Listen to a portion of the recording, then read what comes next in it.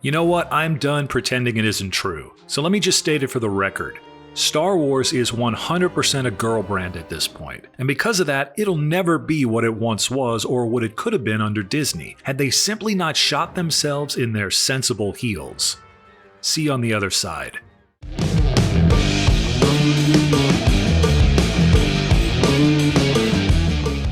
Back in November 2023, Chris Gore from Film Threat took to Twitter, and in the midst of the coping taking place due to the abject failure of the Marvels, said, "Turning Marvel and Star Wars into girl brands will prove to be one of the costliest decisions in entertainment history." Now, Chris was obviously completely right, and that was crystal clear by the amount of screeching that took place when he said it. The beauty of most of the complaints was that they entirely missed his point, which is one I've been saying myself for a long time.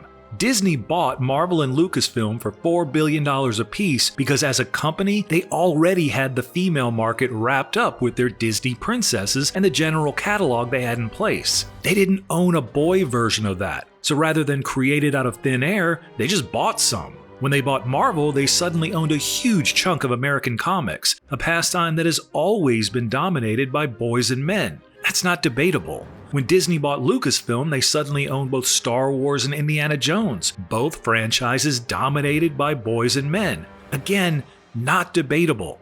Disney, just like everyone else on the planet until about 15 minutes ago, recognized that not only were there such things as boy brands and girl brands, but that they embraced these differences and recognized where they as a company were lacking. Disney wanted to be able to dominate the entire market, so gobbling up boy brands would help ensure that. That makes sense. And then they promptly started doing this horse shit. And then we got this all-timer from Kevin Feige. Listen, it would be amazing to see all of our female characters the way we have seen most, never all male, but primarily male. I think we're getting to the point soon where we have so many great female characters that those are just our heroes, as opposed to when they're all female or all male. It's just the Marvel heroes, more than half of which will be women. What an idiot. And since then, they've made every possible effort to feminize every IP they've touched. And since Avengers Endgame, with very few exceptions, box office returns and interest has fallen through the floor. And Star Wars? The same. Force Awakens raked in over $2 billion at the box office. The Last Jedi made $1.3 billion. The Rise of Skywalker limped to just over $1 billion. But baby, you may be saying, like the blue-haired activist yapping at Gore, all of them made over $1 billion. They made money. Yeah, I mean, sure, if you want to ignore the gigantic drop-off between Force Awakens and Last Jedi, which amounted to a 35% total drop, and Rise of Skywalker, a 50% drop from Force Awakens. So even if you assume the franchise wouldn't have made money as interest ratcheted up as the movies built on themselves, but only remained constant, Disney lost roughly $1.7 billion of box office returns thanks to the movies dropping off a cliff. And had each movie gained interest, the potential loss is even greater. Gore also caught flack from the likes of these two geniuses here, who are either unwilling or incapable of grasping the point. No one, including Gore, is arguing girl brands don't make money, you stupid assholes. By your own admissions here, you recognize girl brands exist. What he's saying is that so do boy brands, and historically, they've also made a shit ton of money, which is why Disney wanted in on that market. So it's illogical to buy a boy brand and then turn it into something it wasn't to try and make it more profitable. They were fucking profitable in the first place. That's why they cost $4 billion a piece to buy. Star Wars didn't need to be expanded to include girls any more than Barbie or Taylor Swift needed to be expanded to include boys, you jackasses. In fact, Star Wars, and for that matter comic books, have always had some female fans, and guess what? They weren't demanding that the entire fucking thing change to accommodate them. They loved it already, which is why they were fans in the first goddamn place. And at no point has Disney, or any of these activist type for that matter, ever felt the need to expand any of Disney's female-oriented IPs to lure in more boys, have they? Did I miss the Disney Prince line being created to appeal to men while going to my He-Man Woman Haters Club meetings? Nope, this goes entirely one way. There can be as many things as possible created to appeal to girls and women, but there can be no things created primarily to appeal to men and boys. And anything from the past that was primarily focused toward males must now be retconned and retooled to make it more inclusive, which just means less men. When people tell you who they are and what they plan to do, it is always a good plan to believe them and act accordingly. Put a chick in it, make her gay! Put a chick in it and make her name it gay! Which brings me to the nail in the coffin for Star Wars appealing to men.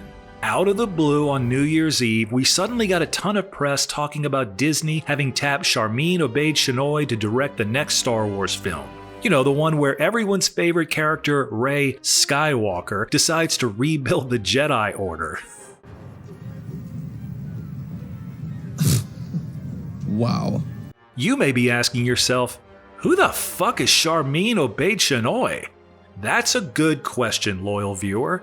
Let's take a look at our IMDb page and see what credits she has in her career that would make Lucasfilm think she's the right person to helm what will likely be a $500 million CGI-laden sci-fi fantasy action movie.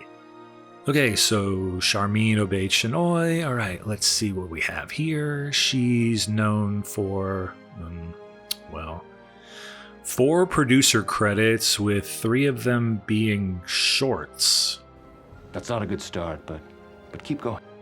But hey, you know, it's Lucasfilm. It's not like they're just going to hand Star Wars to just anyone, right?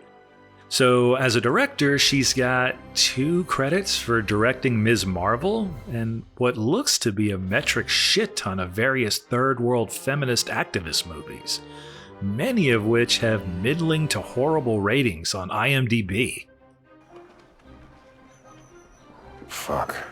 Wait, who is this woman? Well, let's see if we can find some more information on what would make her a great choice to direct a $500 million Star Wars movie.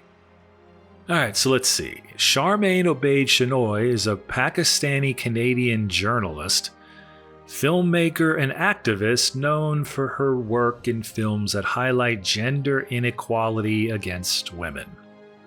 I like to make men uncomfortable. I enjoy making men uncomfortable.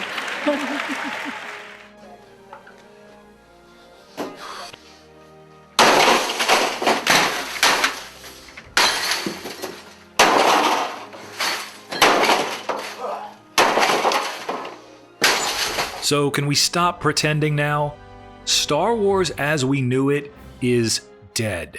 They have completely abandoned any desire to make movies and TV shows consistent with the vision George Lucas once had for it. It is now, like nearly everything else in pop culture, just a vehicle that can be used for social change as they see it. And there was a time when I'd have actually been angry about this.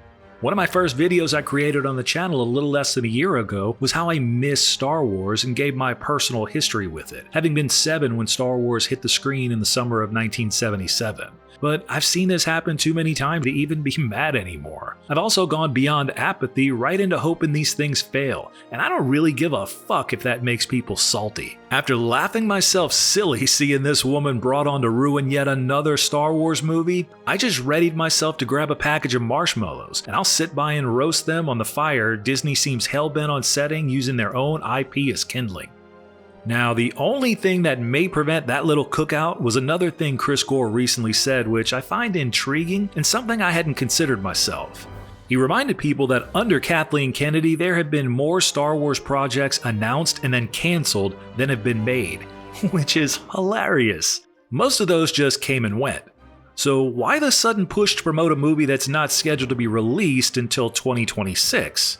Gore's hypothesis is that this movie is in trouble, and there is likely talk about it not being made or not being made with her at the helm. So she's taken it upon herself to hire a personal publicist outside of Disney to book interviews to talk about the movie. The goal of this move would be to force Lucasfilm to keep her around and make the movie, otherwise face a backlash online for dumping her. Given her background as an activist and a journalist, this sounds exactly like the kind of move a person like that would make. But, we'll see. Either way, stop stressing yourself out over Star Wars being ruined. Me, you, Chris Gore, or anyone else can't fix this at this point. Being mad about it and allowing it to drive you crazy doesn't do anything but affect you. decide what your Star Wars is and hold on to those. For me, that's the original trilogy as released in theaters. That's all. Your mileage may vary, but whatever it is, resolve yourself to enjoying those and deciding that you'll get enjoyment out of watching these people fail over and over, trying to make their horrible version of Star Wars any type of success or cultural phenomenon. You do that, and I'll be sure to save some marshmallows for you. Until next time, thanks for watching.